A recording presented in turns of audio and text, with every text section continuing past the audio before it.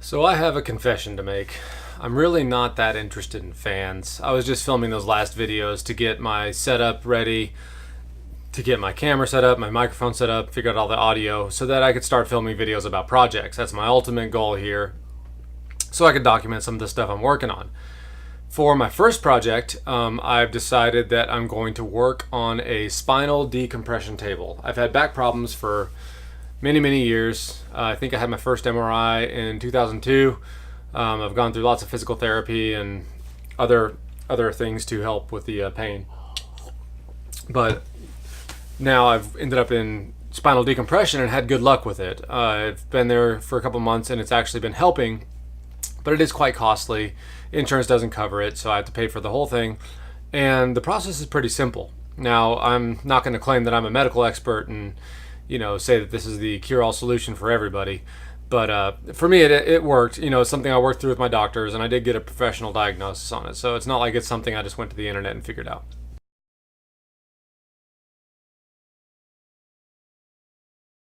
So ultimately, I'm going to be building a table with a movable platter, and it needs to be able to pull on my back with a constant force. So one of the issues is, you'll be strapped in with harnesses and it'll stretch you, and the harnesses will, pull up some of the slack, and the force needs to remain constant on your back.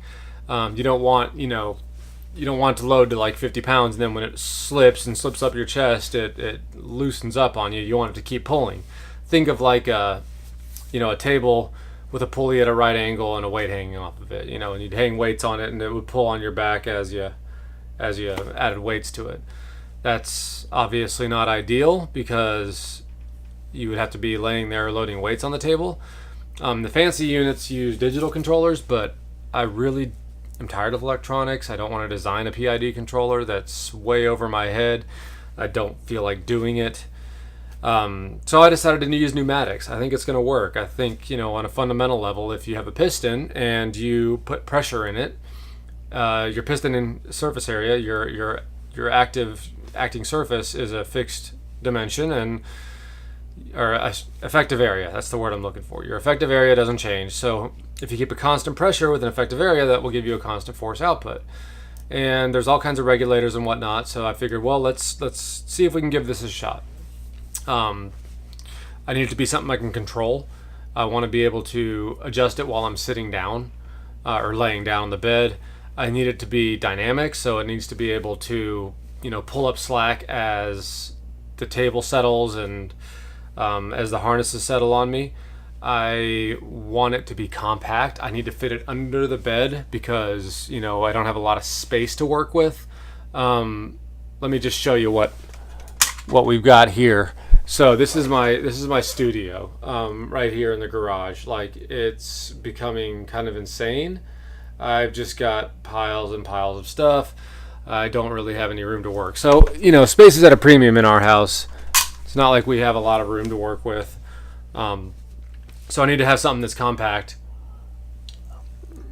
It doesn't take up a lot of space. So I've started thinking about this, and I decided to buy a whole bunch of junk. Well, a whole bunch of stuff. I really don't know anything about pneumatics. I'm an electronics guy. I'm an electrical engineering technologist by degree. But I haven't worked much with pneumatics. I've worked some in the calibration world. So I figured I'd take what knowledge I did have and try to apply it towards something that may actually work. And then I started buying junk on eBay. So at the heart of the system, I think, will be this Bellafram current to pressure transducer. So this guy supposedly takes in a 4 to 20 milliamp signal and puts out this particular one's an oddball. It puts out 2 to 90 psi.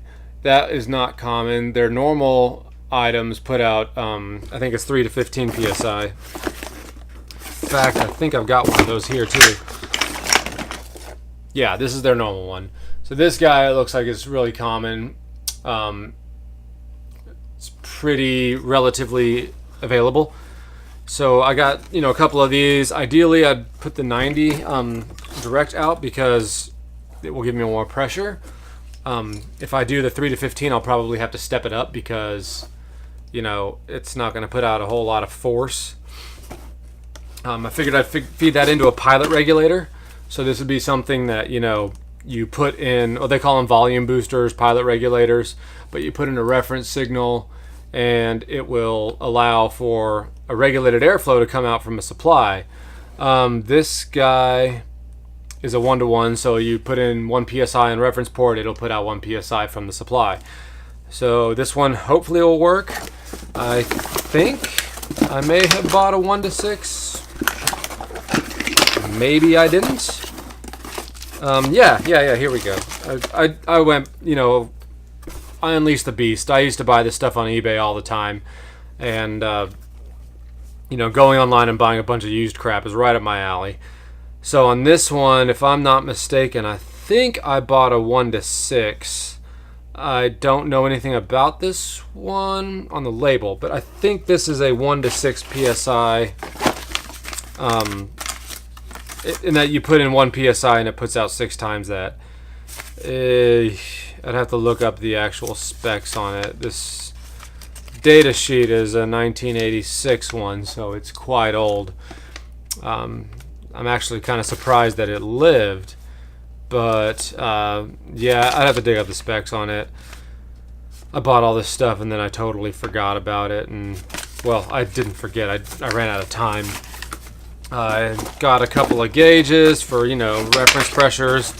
I think I bought a rebuild kit for one of those regulators, or the pilot regulator, and I got a bunch of these flat compact pistons.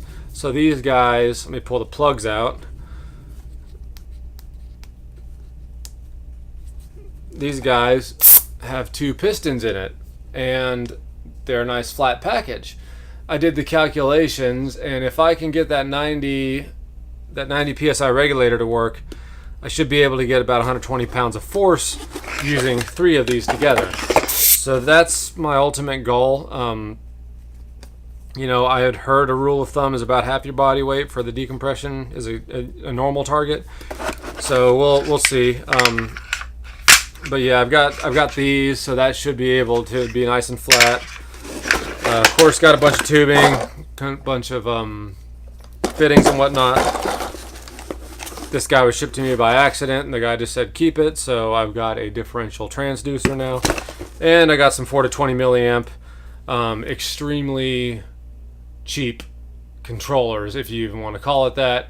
But this will allow me, just for prototyping and proof of concept, to step through current ranges. You know, if this thing does work, ultimately I could set up like a Arduino or something like that to control this and put in a program. But you know, that's kind of getting the cart ahead of the course. In order to do all this, assuming this box of junk turns into a electrically adjustable fixed pressure output, I'll have to build a table. I know that I'm not going to find a table that just happens to fit under a bed and it'll house all this stuff. I'm going to have to build it from scratch in order to fit that sort of requirement. I'm really not a good welder, but more than that, I don't have any workspace. So I'm going to have to build a shed to get all my gardener stuff put up. I'm going to have to get rid of the tools. That's going on right now with my buddy. And then eventually I'll clean out all the kids' stuff. And once I get to that point, I should be able to weld a table up and hopefully get this thing running. And I may even be able to learn something along the way about pneumatics, because that's my ultimate goal, is to keep learning. So hopefully this will be a fun video series. I don't know how long it's going to take. I mean, all of my projects take forever, so probably a year. But, you know, it'll be something fun. We'll have some fun times along the way. You know, we'll cut it up and really make you know, one of those videos where the guy just screams and hoots and hollers. Like and subscribe.